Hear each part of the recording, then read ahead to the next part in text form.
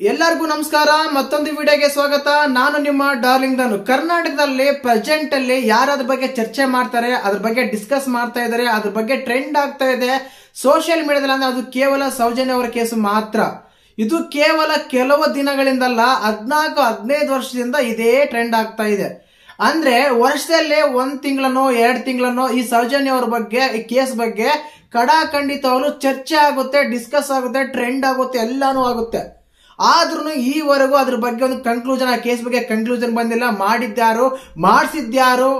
ಮಾಡಿದ್ಯಾರು ಅಂತ ಈವರೆಗೂ ಒಂದು ಕ್ಲೂ ಸಿಕ್ಕಿಲ್ಲ, ಒಂದು ಕನ್ಕ್ಲೂಷನ್ ಸಿಕ್ಕಿಲ್ಲ. ಸುಮ್ಮನೆ ರೂಮರ್ ಹೇಳ್ತಾ ಇದ್ದಾರೆ. ಆ ಎಲ್ ಬಳಸಿ ವಿಡಿಯೋ ಮಾಡಿದೆ, ಅವ್ರು ಮಾಡಿದ್ರು, ಇವ್ರು ಮಾಡಿದ್ರು. ಇವು ಕೇವಲ ರೂಮರ್ಸ್ಗಳೇ. ಖಂಡಿತವಾಗ್ಲೂ ಕಾನೂನು ಪ್ರಕಾರ, ಕಾನೂನು ಬದ್ಧವಾಗಿ ಇವರೇ ಮಾಡಿದ್ದಂತೂ ಈವರೆಗೂ ಸಿಕ್ಕಿಲ್ಲ. ಮುಂದೆ ಸಿಗುತ್ತೆ ಅನ್ನೋ ಗೊತ್ತಿಲ್ಲ. ಸೌಜನ್ಯ ಅವರಿಗೆ ಅನ್ಯಾಯವಾಗಿದೆ, ಅವರಿಗೆ ನ್ಯಾಯ ಸಿಗಬೇಕು, ಅವರ ಕುಟುಂಬಕ್ಕೆ ಒಂದು ನ್ಯಾಯ ಸಿಗಬೇಕು. ಮುಂದೆ ಒಂದಿನ ಇಂಥ ಘಟನೆಗಳು ಯಾರಿಗೂ ನಡಿಲೇಬಾರ್ದು ನಮ್ಮ ಕರ್ನಾಟಕದಲ್ಲಿ ಅಂತ ನಾವೆಲ್ಲರೂ ಭಾವಿಸೋಣ. ಆ ದೇವರಲ್ಲಿ ಪ್ರಾರ್ಥನೆ ಮಾಡೋಣ, ಅವರ ಆತ್ಮಕ್ಕೆ ಶಾಂತಿ ಸಿಗ್ಲಿ, ಅವ್ರ ಕೇಸಿಗೆ ಒಂದು ನ್ಯಾಯ ಸಿಗ್ಲಿ ಅಂತ. ಆದ್ರೆ ಇಲ್ಲಿ ಏನಾಗ್ತಾ ಇದೆ, ಸೌಜನ್ಯ ಅವರ ಹೆಸರು ಬಳಸ್ಕೊಂಡು ಧರ್ಮಸ್ಥಳದ ಒಂದು ಪ್ರತ್ಯೇಕವಾದ ಒಂದು ಸ್ಥಳವನ್ನು ಹೆಸರು ಹಾಳು ಮಾಡ್ತಾ ಇದ್ದಾರೆ ಕೆಲವರು. ಇದ್ರ ಬಗ್ಗೆನೆ. ಯಾಕಂದ್ರೆ ಸೌಜನ್ಯ ಅವರಿಗೆ ಆಗಿರುವ ಅನ್ಯಾಯ ಅಂತ ಹಲವಾರು ಕೇಸ್ಗಳಿವೆ. ಬ್ರೂಟಲ್ ಮರ್ಡರ್ ಮಾಡಿದರೆ, ಬ್ರೂಟಲ್ ಅತ್ಯಾಚಾರ ಮಾಡಿದರೆ, ಎಂತೆಂತೋ ಕೇಸ್ಗಳಿವೆ. ಆ ಕೇಸ್ಗಳ ಬಗ್ಗೆ ಯಾರು ಹೈಲೈಟ್ ಮಾಡಲ್ಲ, ಮಾತೇ ಆಡಲ್ಲ. ರೀಸೆಂಟ್ ಆಗಿ ಒಂದು ಚರ್ಚ್ನಲ್ಲಿ ಒಂದು ಹುಡುಗಿನ ಇದೇನೋ ಮಾಡಿದ್ರು, ಅದ್ರ ಬಗ್ಗೆ ಯಾರು ಮಾತೇ ಆಡಲ್ಲ. ಮಾತಾಡ್ತಾನೆ ಆಡ್ತಾ ಇಲ್ಲ. ಚರ್ಚ್ನಲ್ಲಿ ಫಾದರ್ಗಳು ಒಂದು ಸ್ಕೂಲ್ ಹುಡುಗಿನ ಏನೋ ಇದು ಮಾಡಿ ಅತ್ಯಾಚಾರ ಮಾಡಿ, ಆ ವಿಷಯ ಬಗ್ಗೆ ಯಾರು ಮಾತಾಡಲ್ಲ. ಇಲ್ಲಿ ಕೇವಲ ಸೌಜನ್ಯ ಅವರ ಹೆಸರು ಬಳಸ್ಕೊಂಡು, ಸೌಜನ್ಯ ಅವರ ಒಂದು ನೇಮ್ ತಗೊಂಡು ಕೆಲವರು ಸೆಲೆಬ್ರಿಟಿಗಳಾಗ್ತಾ ಇದ್ದಾರೆ. ಯಾಕೆ ಅಂದ್ರೆ ಒಂದಂತೂ ಸತ್ಯ, ಕಳೆದ 6 ತಿಂಗಳಲ್ಲಿ 340 ಕೇಸುಗಳು ಅತ್ಯಾಚಾರಗಳಾಗಿವೆ. ಅದ್ರ ಬಗ್ಗೆ ಯಾರು ತುಟಿ ಬಿಚ್ಚಲ್ಲ. ಸಿಂಪಲ್ ಆಗಿ ಹೇಳ್ಬೇಕಂದ್ರೆ, ಯಾವ ವಿಡಿಯೋ ಟ್ರೆಂಡ್ ಆಗ್ತಾ ಇದೋ ಆ ವಿಡಿಯೋ ಮಾಡ್ತಾರೆ, ವ್ಯೂಸ್ ಎಲ್ಲ ಬರುತ್ತೆ. ಈ ಕಾರಣಕ್ಕೆ ವಿಡಿಯೋ ಮಾಡ್ತಾರ ಇವರು. ಕೇವಲ ಸೋಷಿಯಲ್ ಮೀಡಿಯಾದಿಂದಾನೇ ಹೈಲೈಟ್ ಆಗಿರೋದು ಆ ಕೇಸು ಅಂತ ಅನ್ಸುತ್ತೆ. ಇಲ್ಲಿ ಮುಖ್ಯವಾಗಿ ನಾವು ಮಾತಾಡ್ತಿರೋದು ಇಷ್ಟೇನೆ. ಬೇರೆ ವಿಷಯಗಳಲ್ಲಿ ತುಂಬಾ ಆಗಿದಾವೆ. ಹಾಸನ ಅಂತ, ಕಲಬುರ್ಗಿ ಅಂತ. ರೀಸೆಂಟ್ ಆಗಿ ಒಂದು ಕಲಬುರ್ಗಿ ಒಂದು ಘಟನೆ ಆಯ್ತು. ಪಬ್ಲಿಕ್ ಅಲ್ಲಿ ಒಂದು ಹುಡುಗಿನ ಮಚ್ಚಿಂದ ಇದು ಮಾಡಿದ್ರು. ಅದ್ರ ಬಗ್ಗೆ ಒಬ್ರು ತುಟಿ ಬಿಚ್ಚಿಲ್ಲ, ಒಬ್ರು ವಿಡಿಯೋನು ಮಾಡಿಲ್ಲ, ಅದ್ರ ಬಗ್ಗೆ ಮಾತೇ ಆಡಲ್ಲ. ಅದ್ರ ಬಗ್ಗೆ ಒಬ್ರಾದ್ರೂ ಒಂದು ನಿಲುವು ತೋರಿಸಿದ್ರ? ಇವತ್ತು ಒಂದು ವಿಡಿಯೋ ನೋಡಿದೆ ಸೋಷಿಯಲ್ ಮೀಡಿಯಾದಲ್ಲಿ, ಕಲಬುರ್ಗಿಯಿಂದ ಪಾದಯಾತ್ರೆ ಹೋಗಿದ್ದಾನಂತೆ, ಸೌಜನ್ಯ ಅವರಿಗೆ ನ್ಯಾಯ ಸಿಗ್ಬೇಕು ಅಂತ. ಇಲ್ಲಿ ಏನಾಗ್ತಾ ಇದೆ ಅಂದ್ರೆ, ಅದೇ ಕಲಬುರ್ಗಿಯಲ್ಲಿ ರೀಸೆಂಟ್ ಒಂದು ಘಟನೆ ನಡೀತು. ಅದ್ರ ಬಗ್ಗೆ ಅದೇ ಕಲಬುರ್ಗಿ ಹುಡುಗ ಮಾತು ಬಿಚ್ಚಲಿಲ್ಲ ಹುಡುಗ. ಈಗ ಹೋಗಿ ಅಲ್ಲಿ ಧರಣಿ ಮಾಡ್ತಾ ಇದ್ದಾನೆ, ಸ್ಟ್ರೈಕ್ ಮಾಡ್ತಾ ಇದ್ದಾನೆ. ಅಲ್ಲ ಗುರು, ನಿಮ್ಮ ಸ್ವಂತೂರಲ್ಲಿ, ನಿಮ್ಮ ಒಂದು ಡಿಸ್ಟಿಕ್ ಅಲ್ಲಿ, ನಿಮ್ಮ ಒಂದು ಇದ್ರಲ್ಲಿ ಆದಾಗ ನೀವು ಮಾತೇ ಆಡಲ್ಲ. 10-15 ವರ್ಷಗಳ ಹಳೆ ಕೇಸನ್ನ ಈಗ ಇದು ಮಾಡ್ತಾ ಇದ್ದಾರೆ, ನ್ಯಾಯ ಸಿಗ್ಬೇಕಂತ ಅಲ್ಲಿ ಹೋರಾಡಕ್ ಹೋಗಿದ್ಯಲ್ಲ. ನೀನು ಯಾರು ನಿಲ್ಲು ತೋರಿಸ್ತಾ ಇದೀಯಾ? ಯಾರಿಗೋಸ್ಕರ ಏನ್ ಮಾಡ್ತಾ ಇದೀಯಾ? ಯಾರು ಏನ್ ಕೊಟ್ಟಿದ್ದಾರೆ? ಇಲ್ಲಿ ಮುಖ್ಯವಾಗಿ ಶ್ರೀ ಧರ್ಮಸ್ಥಳದಲ್ಲಿ ಶ್ರೀ ಮಂಜುನಾಥ ದೇವ್ರು ನೆಲೆಸಿದ್ದಾನೆ. ಶಿವ ಅಂತ ನಾವೆಲ್ಲ ಭಾವಿಸ್ತೀವಿ. ಮಂಜುನಾಥನ ಬಗ್ಗೆ ಯಾರೇ ಏನೇ ಮಾತಾಡಿದ್ರು ಅವ್ರಿಗೆ ಒಂದು ಶಾಕ್ ಅಂತೂ ಕೊಡ್ತಾನೆ ದೇವ್ರು. ಕಟ್ಟಿಟ್ಟ ಬುತ್ತಿ ಇದು. ನನ್ನ ಪ್ರಶ್ನೆ ಇಷ್ಟೇನೆ. ಯಾಕಂದ್ರೆ ಇಂಥ ಕೇಸ್ಗಳು ಹಲವಾರು ಆಗಿದೆ, ಹಲವಾರು ನಡೆದಿದೆ, ನಿಮ್ ಕಣ್ ಮುಂದೆನೇ ಆಗಿದೆ. ಅದ್ರ ಬಗ್ಗೆ ನೀವು ಮಾತಾಡಲ್ಲ. 10-15 ವರ್ಷಗಳಿಂದ ನಡೆದಿರೋ ಘಟನೆನ ಒಂದು ಕೇಸ್ನ ತಗೊಂಡು ಇಷ್ಟು ಹೈಲೈಟ್ ಮಾಡ್ತಾ ಇದ್ರಲ್ಲ. ನೀವು ಏನು, ನಿಮ್ಮ ನಿಲುವು ಯಾರ ಕಡೆಗೆ ಏನು ಪ್ರೂವ್ ಮಾಡಕ್ ಹೊರಟಿದ್ರ ನೀವು? ಸೆಲೆಬ್ರಿಟಿ ಅಂದ್ರೆ ಈಗ ವಿಡಿಯೋಸ್ ಮಾಡೋರಾಗ್ಲಿ, ಇದು ಮಾಡೋರಾಗ್ಲಿ, ಯಾವ ನಿಲುವು ತೋರಿಸಿದ್ರ ನೀವು?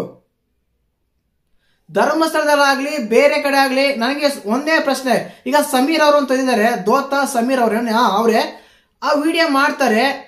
ನೀವು ಸೌಜನ್ಯ ಕೇಸ್ ಬಗ್ಗೆ ಮಾತ್ರ ಅನಲಿಟಿಕ್ ಮಾಡ್ತೀರಾ, ರಿವ್ಯೂ ಮಾಡ್ತೀರಾ, ಅದ್ರ ಬಗ್ಗೆ ಮಾತಾಡ್ತೀರಾ.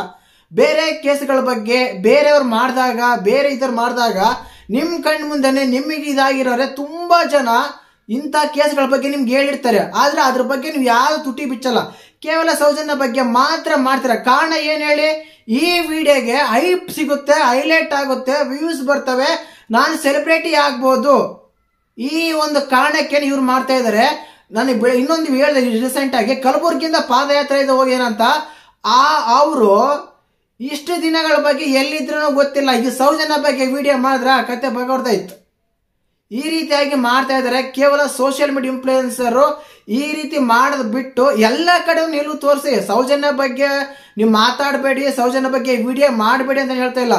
ಪರ್ಟಿಕ್ಯುಲರ್ ಆಗಿ ಸೌಜನ್ಯ ಅವರನ್ನು ಬಳಸ್ಕೊಂಡು ಧರ್ಮಸ್ಥಳ ಒಂದು ಹೆಸರನ್ನ, ಪ್ರತ್ಯೇಕವಾಗಿರುವ ಆ ಸ್ಥಳವನ್ನ ಯಾಕೆ ಕೆಟ್ಟ ಹೆಸರು ತಗೊಂಡ್ಬರ್ತಾ ಇದ್ದೀರಾ? ಇಲ್ಲಿ ಕ್ಲಿಯರ್ ಕಟ್ ಆಗಿ ಗೊತ್ತಾಗುತ್ತೆ. ಒಂದು ಧರ್ಮನ, ಒಂದು ದೇವಸ್ಥಾನನ ಇಲ್ಲಿ ಪೋರ್ಟ್ರೇ ಮಾಡ್ತಾ ಇದಾರೆ, ಇದು ಮಾಡ್ತಾ ಇದಾರೆ ಅಂತ ಕ್ಲಿಯರ್ ಕಟ್ ಆಗಿ ಕೆಲವು ಅನಿಸ್ತಾ ಇದೆ. ಅದು ಕಮೆಂಟ್ಸ್ ಬರ್ತಾ ಇದೆ, ಅದ್ರ ಬಗ್ಗೆ ನಾನು ಮಾತಾಡಲ್ಲ. ಇಲ್ಲಿ ಏನಾಗ್ತಾ ಇದೆ ಅಂದ್ರೆ ನೀವು ನಿಲು ತೋರಿಸ್ತಾ ಇದಾರ, ನೀವು ಮಾತಾಡ್ತಿರೋರು ಎಲ್ಲರ ಬಗ್ಗೆನೂ ಮಾತಾಡಿ, ಎಲ್ಲ ಕೇಸ್ ಬಗ್ಗೆನೂ ಮಾತಾಡಿ, ಎಲ್ಲ ಕೇಸ್ ಬಗ್ಗೆ ನಿಲುವು ತೋರಿಸಿ, ಅದಕ್ಕೂ ಸ್ಟ್ಯಾಂಡ್ ತಗೊಳ್ಳಿ, ಸಪೋರ್ಟ್ ಮಾಡಿ. ಸೌಜನ್ಯ ಬಗ್ಗೆ ಮಾತ್ರ ಯಾಕೆ?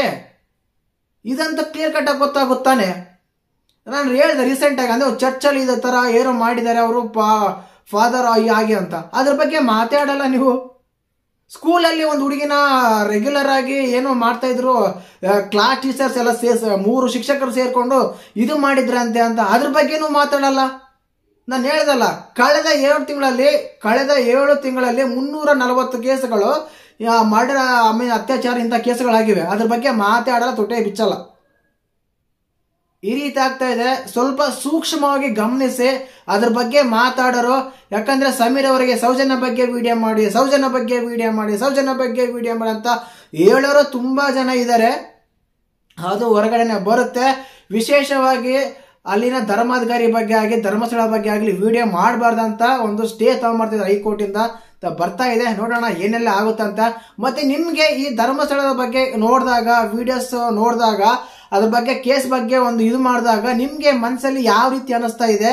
ಅದು ನಾನು ಅವ್ರಿಗೆ ಅದು ಆ ಪ್ರಕರಣ ಆಗಿದೆ, ಅವ್ರಿಗೆಲ್ಲ ಆಗಿದೆ ಅಂತ ಹೇಳ್ತಾ ಇಲ್ಲ. ಅದು ಆ ಪ್ರಕರಣಕ್ಕೆ ನ್ಯಾಯ ಸಿಗ್ಲಿ, ಆ ದೇವರ ನಾವು ಪ್ರಾರ್ಥನೆ ಮಾಡೋಣ.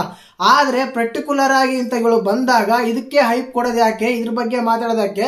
ಇಂಥ ಕೇಸ್ಗಳು ಸುಮಾರುಗಳು ಆಗಿವೆ. ಆವಾಗ ನೀವ್ ಎಲ್ಲಿದ್ರಿ, ಏನ್ ಮಾಡ್ತಾ ಇದ್ದೀರಾ? ರೀಸೆಂಟ್ ಆಗಿ ಆದ ಕೇಸ್ಗಳ ಬಗ್ಗೆ, ಆದ ಪ್ರಕರಣ ಬಗ್ಗೆನೂ ಮಾತಾಡಂಗಿಲ್ಲ ನೀವು ಅಂತ ಅಷ್ಟೇನೆ. ಇದೊಂದು ಅನಿಸಿತ್ತು ಮಾಡಬೇಕಂತ. ಮತ್ತೆ ವಿಡಿಯೋ ಇಷ್ಟ ಆದ್ರೆ ಲೈಕ್ ಮಾಡಿ, ಶೇರ್ ಮಾಡಿ, ಸಬ್ಸ್ಕ್ರೈಬ್ ಮಾಡಿ. ಜೈ ಹಿಂದ್, ಜೈ ಕರ್ನಾಟಕ.